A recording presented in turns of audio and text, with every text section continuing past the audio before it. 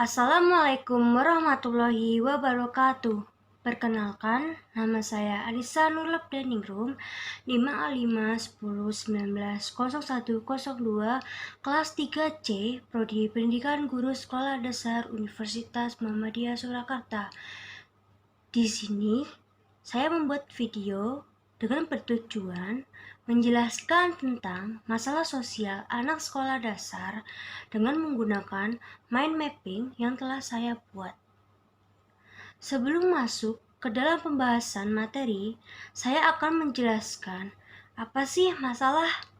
Masalah merupakan sesuatu atau persoalan yang harus diselesaikan atau dipecahkan. Hal ini merupakan kesenjangan antara kenyataan dengan sesuatu yang diharapkan dengan baik, agar tercapai tujuan dengan hasil yang maksimal. Masalah yang menimpa seseorang bila dibiarkan berkembang dan tidak segera dipecahkan atau diselesaikan dapat mengganggu kehidupan baik bagi dirinya sendiri maupun orang lain. Di sini saya telah menunjukkan sebuah mind mapping yang telah saya buat. Masalah sosial memiliki pengertian. Pengertian masalah sosial yaitu suatu ketidaksesuaian antara unsur-unsur kebudayaan atau masyarakat yang membahayakan kehidupan kelompok sosial. Di sini ada karakteristik masalah sosial. Yang pertama, kondisi yang dirasakan banyak orang. Maksudnya ialah suatu masalah baru dapat dikatakan sebagai masalah sosial apabila kondisinya dirasakan oleh banyak orang. Namun, tidak ada batasan mengenai berapa jumlah orang yang harus merasakan masalah tersebut. Jika suatu masalah mendapat perhatian dan pembicaraannya yang lebih dari satu orang, masalah tersebut adalah masalah sosial. Yang kedua, kondisi yang dinilai tidak menyenangkan. Maksudnya ialah kebanyakan orang selalu menghindar dari masalah, karena masalah itu sendiri tidak selalu menyenangkan. Yang ketiga, kondisi yang menuntut pemecahan. Maksudnya ialah suatu permasalahan yang tidak mengenakan atau menggembirakan, tidak menggembirakan, harus dipecahkan atau diselesaikan. Yang keempat, pemecahan masalah diselesaikan harus secara kolektif. Maksudnya ialah masalah sosial berbeda dengan masalah individual. Masalah individual dapat diatasi secara individual, tetapi masalah sosial hanya dapat diatasi melalui rekayasa sosial seperti kebijakan sosial, aksi sosial, atau perencanaan sosial. Karena penyebab dan akibat bersifat multidimensional dan menyangkut banyak orang. Masalah sosial pada anak sekolah dasar memiliki faktor penyebab. Contoh faktor penyebab di pribadi.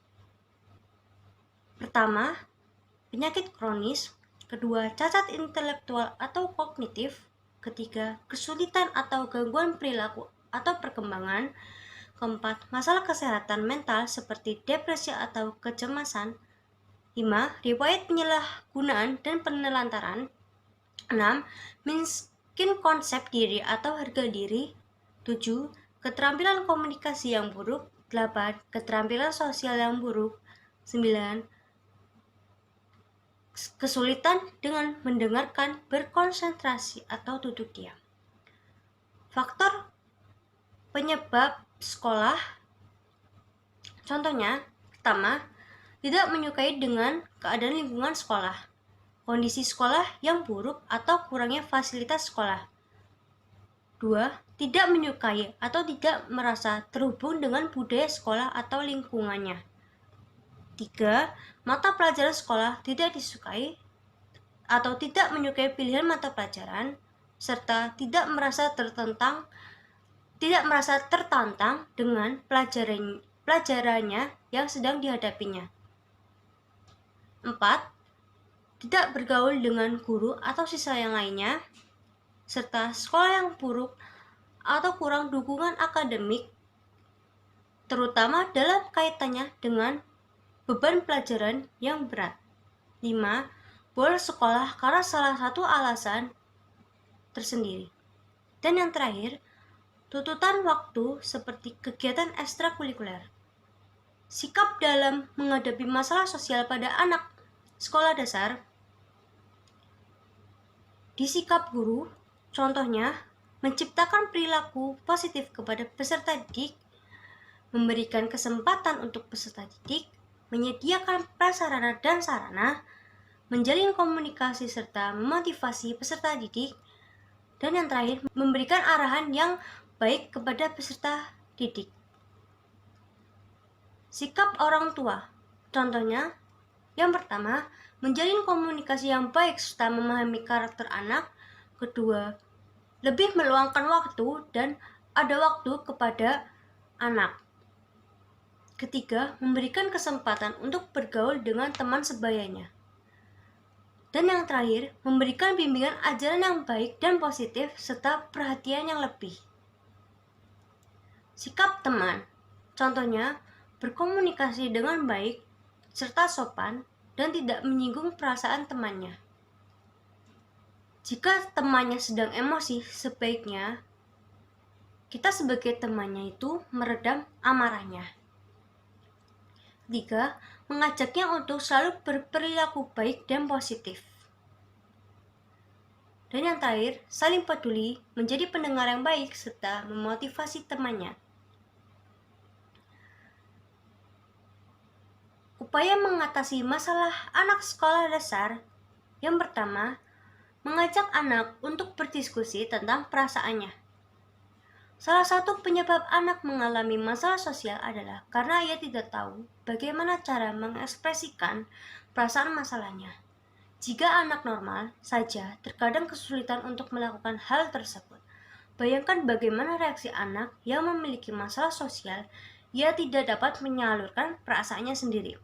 Dalam hal ini, cara mengatasi gangguan masalah sosial anak adalah dengan cara mengajak anak berbicara dari hati ke hati mengenai perasaannya akan suatu hal yang dirasanya mengganggu.